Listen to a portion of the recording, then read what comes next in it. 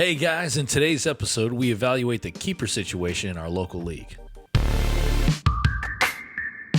Welcome to the Coach and Commish podcast. No, not Adam Gase, and definitely not Roger Goodell. It's Chris and Sean breaking down fantasy football for the everyday man.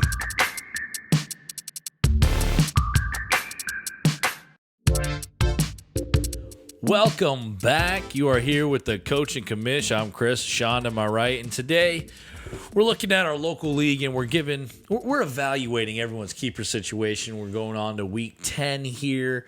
We're about a week and a half away from our trade deadline, which locks the keepers. So the Commish here, he felt in his wisdom he needs to give our local league mates some advice on their keeper situation. We know we're still in the hunt for playoff position, but in our unique league, which is just a keeper with a redraft, type of league, you want to position yourself beyond just this season. You want to think about those keepers for the future. But before we get there, I want to talk about some upsets this week here. All right. So just because you're in there? Because I am in there. But Leroyce beating undefeated Phil. He had to get every single point possible. It didn't take long for him to prove me right. I said, we talked about would Phil stay undefeated, and Leroyce, thank you, sir. And a lot with Jonathan Taylor going off on Thursday and Carson Wentz. Yeah. I mean, he started off really well. And, it was a 20-point victory there, but still 155 to 135. Two high scores in our league going at it. Head-to-head, Leroyce takes down the undefeated Moves Phil. up into second place. Yeah. This guy was trading away at the bottom of the cellar. Now he's at second place, and he's controlling his own destiny. Trading works, man. It does. I'm hoping so. I finally win in a long time. I take down Daniel. It was a really weird. Down the turts. It was a crazy week of fantasy. We'll talk about that more in our main podcast. But so Daniel just fell victim to that, and I just had a luck in on that one. And Mike beating Andy, who was riding a hot streak. Yep. And Andy's now come down to earth. But now what happens there with Mike moving up and Andy losing, there's a lot of muddling parts at 11-7, 7-11, 10-8. Like these next few weeks, it just, again, it can turn around. And we can see a lot of change up coming to the top six and who's in playoff contention. Yeah, so we're going to, like he said, move on to just the keeper situation in the league. Now this, if you're in a keeper league, I just want you to be thinking about the next year. But I also don't want this episode to sound like if you're in, you're a few spots out from the playoffs, say you've only won 3 games, that doesn't mean you can't get into the playoffs. So don't sell the farm. Don't sell. This year you can win. Like, go for it every year. I'm a big proponent of that. So that doesn't mean that. But at the same time, that doesn't mean you can't make some smart trades that set you up for next year, and then kind of be aware of when your trade deadline is so that you can make those moves if you decide, it ain't happening this year for me. So we're going to start at the top here, and we have Phil. He's got a few keeper options, but it's probably going to be a pair of wide receivers for Mr. Boston, keeping Cooper Kupp and Tyreek Hill. He does have Lamar Jackson, but I would imagine Kupp and Hill are really going to be the options. Yeah, I think it's the first time Cooper Kupp has been a keeper option. Most of the time. He was this year for him just on value, but as far as like an actual top 5 type of wide receiver, yeah. Yeah, he's usually that wide receiver, too, that you pick up later on when you go heavy RB. So that's a good situation for Phil. Would you think about Lamar at all with these two guys, just with how unique he is with the running and passing? I wouldn't. I think there's just quarterback. For me, it's so hard to keep a quarterback. You're going to have to pay the premium because of where you're going to have to keep him at. Probably going to be a 2nd or 3rd round pick next year for him to keep him, and you can go out and draft somebody else later. So okay. I wouldn't consider it. What we're also going to do is we're going to go through these all. We're just going through the orders of standings, and then we'll maybe pick out one of our favorite situations and our worst situation. Okay. Leroy's at 2. We talked about his great rise up the rankings, but it looks like a pair of running backs. And I might argue he might just keep one. But Jonathan Taylor and Joe Mixon. No one else really in the lineup do you think is worthy of keeping next year? But would you consider, with Mixon's injuries this year, of just letting him go, keeping Jonathan Taylor, and let Leroy's have some flexibility in the 2nd and 3rd round? Yeah, I would definitely. It's going to depend on the rest of the season. As far as like right now, if gun to the head, I got to keep him. If I'm getting to keep Mixon in the second, I'm probably not going to be able to pass that up just because of what's going to be available to me, in that second round. So, all right. I think you probably will end up keeping the 2 running backs. And that's a great place to be, getting your running backs early, because in our league, they go quick. Yeah, that's true. All right, sitting at third, this is you, Sean. You like your running position. Backs. You like third place. Wow, look at you, man. Feeling good. This one's like robbery because there's 2 different trades that you robbed these running backs from their previous owners. But who are you keeping? So I've got Kamara and Cook. I'm probably pretty locked in on that. I think I have Michael Pittman would be another option, but that's really it. I'm not probably considering anybody else. So yeah, maybe if Hawkinson becomes another value, getting that tight end is a great thing to have, but it's most likely going to be these top 5 talent guys and Kamara and Cook. Yeah. All right. So at 4, I'm liking Tim James here. He's got a tough decision. He's got Najee Harris as a no-brainer. Kelsey and Ridley. Ridley taking some time off for mental health. And also, it's just really weird in Atlanta right now, except now they're 4-4. It could be a playoff contention. Yeah. But Travis Kelsey, he's taken a few steps down this year. I mean, it's still, he's the best tight end, but it's not crazy Kelsey first-round pick numbers. Yeah, I would agree. And I think he may be a little more concerned about, getting out early rather than too late. And I think that's what he'll probably consider. He's got Ridley as an option. It'll be difficult if Ridley doesn't come back this year to just, have faith in him if he's back next year. But, I don't know what the rest of his roster here. I'm going to pull it up while we're talking about it. But, yeah, I mean, Darrell Henderson, if Cam Akers is not, that's a difficult injury to come back from. If he's not, I would consider even a Darrell Henderson. He's got Amari Cooper. And that's probably the extent of who he would keep on his roster. Miles Sanders, we're not going there. Don't go there at all. So it'll most likely be probably Harris and Kelsey, but I know if he does have a better option, he's going to try to get out of the Kelsey game before it's too late. Yeah. And sitting at 5 is Captain Morgan. He's got 2 obvious picks to me. Jamar Chase, who can be one of the best wide receivers for the next 10 plus years. Yep. As a rookie right now. And then the king himself, Derrick Henry, who's sadly injured right now. I think those 2 are obvious locks for Morgan, and they're phenomenal keepers. Yeah, I think, and no spoilers yet, but one of the best we've talked about for sure. Getting Chase and Henry, I mean, you're talking about some powerhouses you there. look at Chase can finish as wide receiver 1. I firmly believe he could. Mm-hmm. And then Henry, everyone knew he was going to be that before the injury. Yep. So it's just crazy what Morgan's got sitting in his palms. We have Soul Juice at number 6. He's got 3 choices that we thought of. You got Barkley. Now you got Pitts, tight end out of Arizona, Atlanta, and then A.J. Brown. If you were in Andy's shoes, what would you do? So, I mean, I'm always going to lean the running back. So, as hard as it is to keep Barkley, I think he'll become at a value enough. He may be a second-round pick to where you can pick him up. And then it's going to be tough because if Pitts, he's got the opportunity now with Ridley out to really seize the rest of the season. And if he shows that he's a locked-in top 3 guy and I can get him in the 3rd round, that's probably where I would end up going. A.J. Brown, he's a great option as well. He's, again, another one that probably will come on strong at the end of the season with Henry out. But, yeah, 3 great options, actually. I think he's set up well to kind of make that choice when he needs to. Yeah, I agree with you. I would lean Pitts just because it's a unicorn in a position that's really rough to get a double-digit score every week. So right behind Soul Juice, looking at 7. So those are top 6. If the playoffs were today, we all be sadly disappointed if your name comes after this. All right, but Daniel's holding down number 7. He's got a couple of choices in Eckler, Montgomery, and DJ Moore. Sean, what would you say about those 3 keeper options? Yeah, we threw DJ Moore in here, but I think it's obviously going to be the running backs.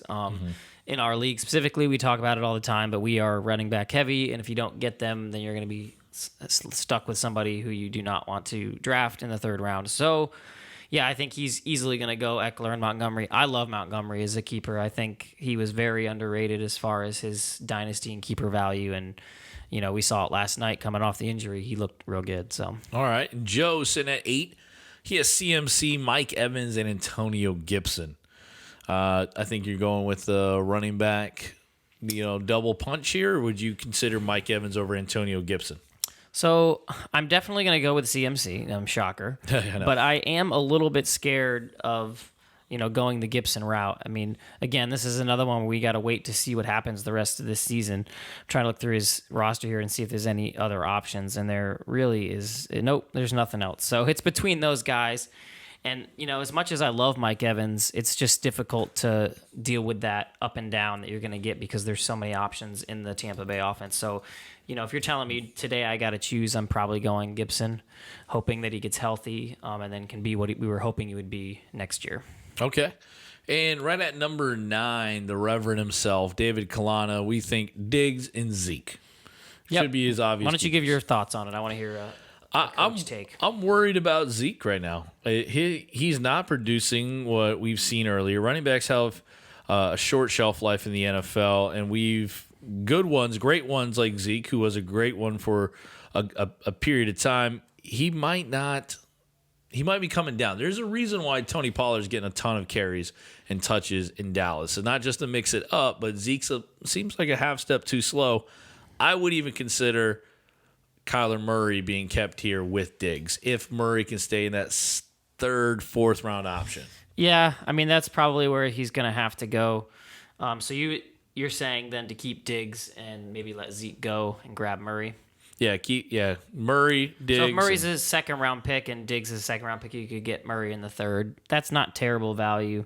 I was looking at his roster here. Another option potentially would be a Kareem Hunt if he continues to stay with the Browns. But yeah, you're probably looking between those 3 guys.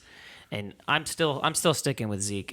If he continues to, he's had a rough bit this year, but I think he's going to keep being the Cowboys' lead running back. So, and I would like that draft position when the keepers kind of, we always go around trying to guess who people are keeping, where the ADP's at, and maybe you get a decision between let go of Zeke now and get that 1st round pick for maybe the next upcoming running back in the rookie draft. Yeah, so that's what David's going to have to worry about then in the offseason. He'll lose tons of sleep over it.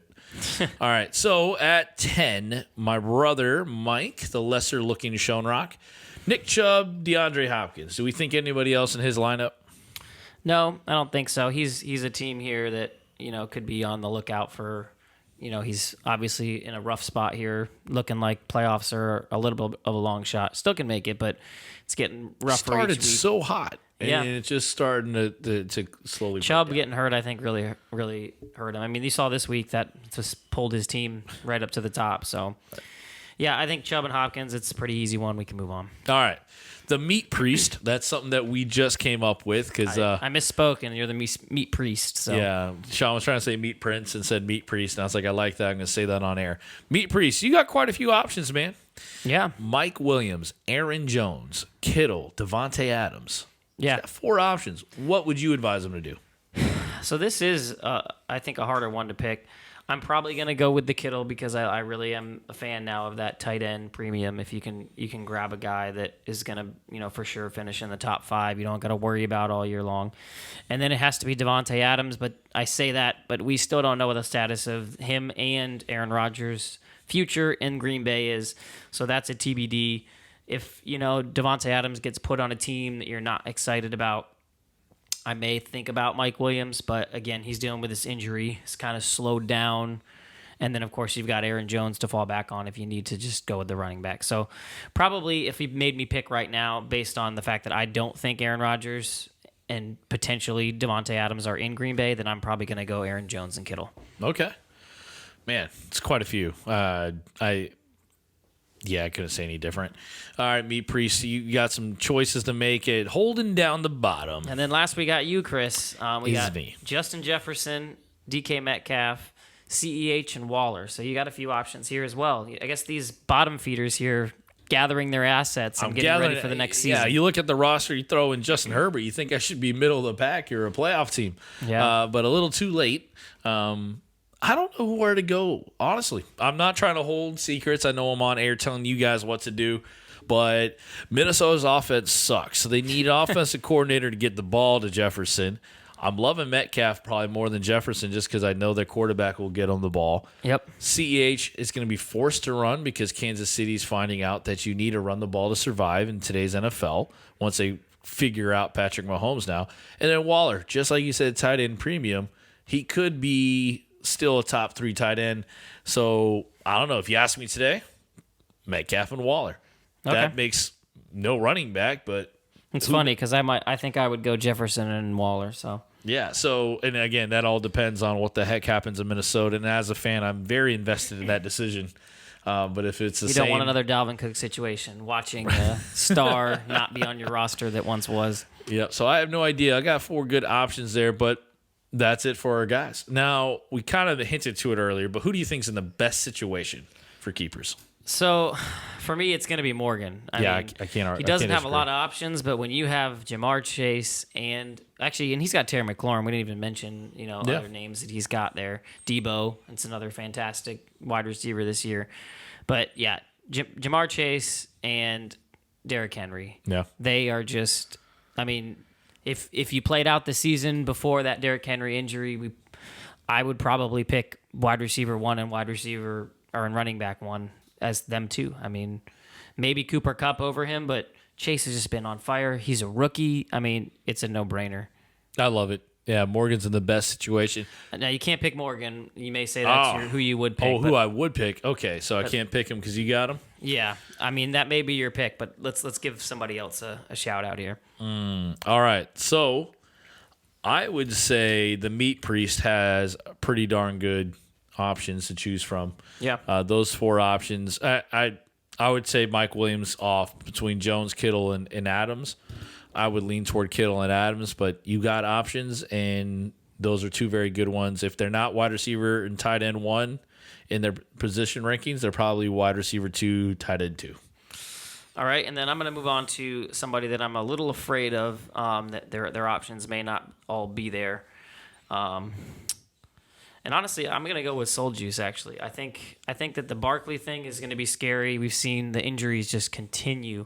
And I wasn't excited to keep him last year, and now this year it's only gotten worse with another injury.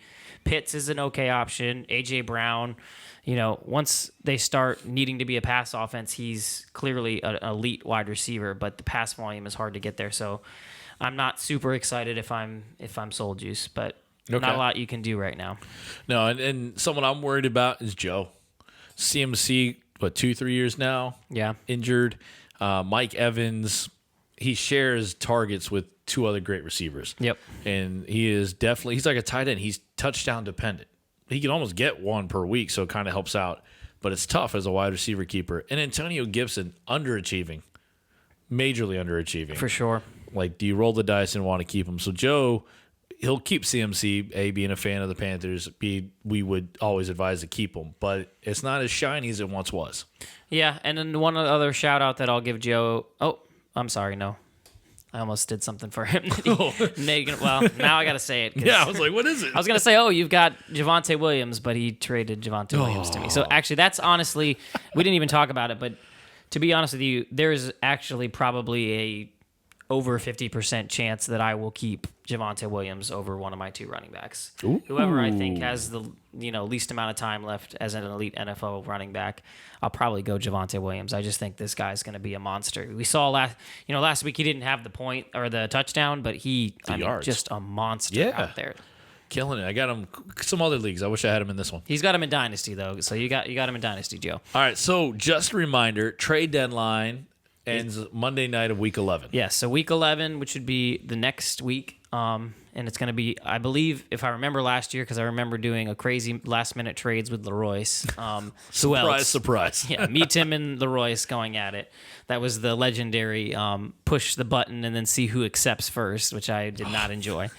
Joker with the pool stick, right? Yeah, exactly. And so what it means is that at the end of week 11, when Monday night concludes, then our trade deadline is over. So you need to make your trades. You can make trades during that weekend if you want.